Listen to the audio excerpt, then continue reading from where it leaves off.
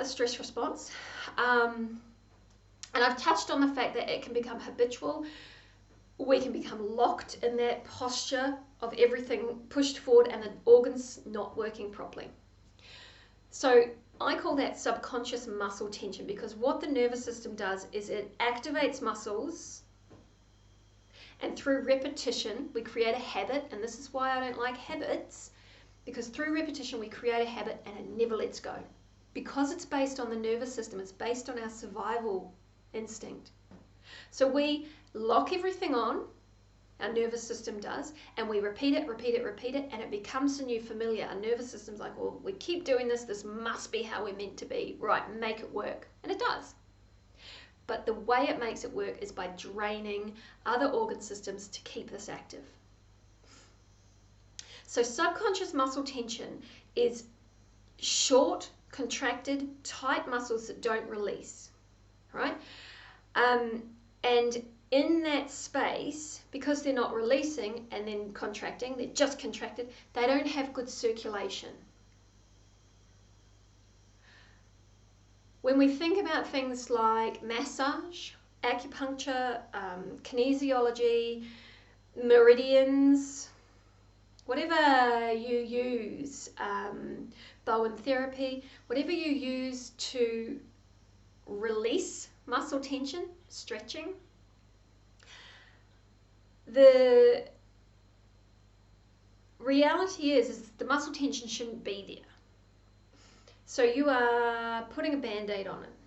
Now, what happens when you go and get a massage? So what happens when you get someone on the table and you give them a massage? You know, what I'm doing is I'm pressing their muscles down into their bones, towards the bed, just squeezing and releasing. Manually, I'm putting in circulation. I have to do that because the circulation that they should have isn't there. So we squeeze and release, and so then you get like the detox, the feeling of detox, the you know, you feel like sluggish for a few days and then you feel better because you've had the circulation that you're meant to have.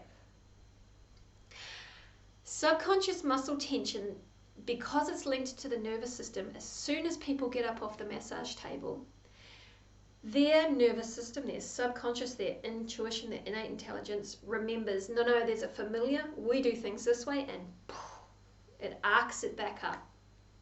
So because you've had a rest from that active fight-flight response and you've had a nice release and squishying up, when you get off the table, you'll be like, I feel exhausted, because you're not used to not having adrenaline. And then you go through your day or the next couple of days, and what happens is, because you've had that little rest and you've done without adrenaline for a little while, as your habits start to kick back in and bring you back up, they start pushing on the adrenaline and you're like, oh man, I feel good again. Yeah, that massage was really good. Sure it was. It wasn't. But you're still doing exactly what you have been doing. But because you're getting this, you know, you're spending this money, you're getting this treatment, you're feeling a result, you think things are okay. But we should not need massages. We should not need any treatments if our body is in the rest, digest and heal, and it's free to move up and down between the fight-flight. And our breath is pulsing our entire body. So all of our tissues are being squeezed and released because we breathe. So the softness of these tissues that are softened with every breath allows for the flow of blood and lymphatic and nervous system information to move freely throughout the body. So we're in balance. Our muscles and our bones are working in harmony.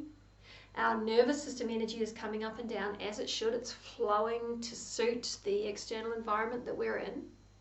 But our internal environment is always balanced, always in harmony.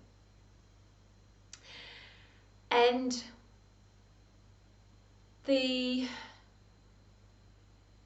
movement of us is like we're perfect. We don't need to go and do anything. We don't need to stretch. We don't need to strengthen, because our bones are our strength and our muscles in neutral are available. All of them are, because we're in alignment. We're resting our weight on the earth, which is giving us earth's support. We've got gravity supporting us for being upright. And our nervous system just has to tweak muscles. Like when we lean over to reach that, our nervous system tweaks muscles, brings us back up. We are floating, our bones floating within our system. Us floating on the earth, bouncing almost like a ball, propelling instead of lifting and carrying.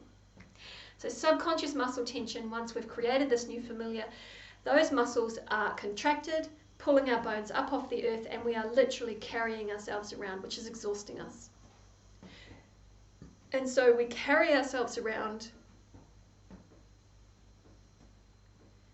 and it hurts, and it's disconnected from the earth, it's lonely, and it doesn't matter how much barefoot walking you do, if you've got this muscle tension up the top of your body, because you're shortened here, this is up, this is all tight, and it's lifting you up. It's not pulling you towards the earth, it's lifting you away from the earth. So you're not resting your weight on the floor or on the earth, you're completely disconnected.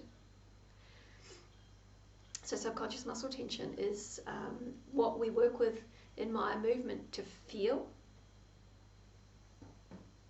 and to understand how we move is creating it, perpetuating it and creating it, and then refining how we move so that in motion we create more release in those muscles, because in motion we are safe and we are not doing what we have been doing constantly to create what we've created.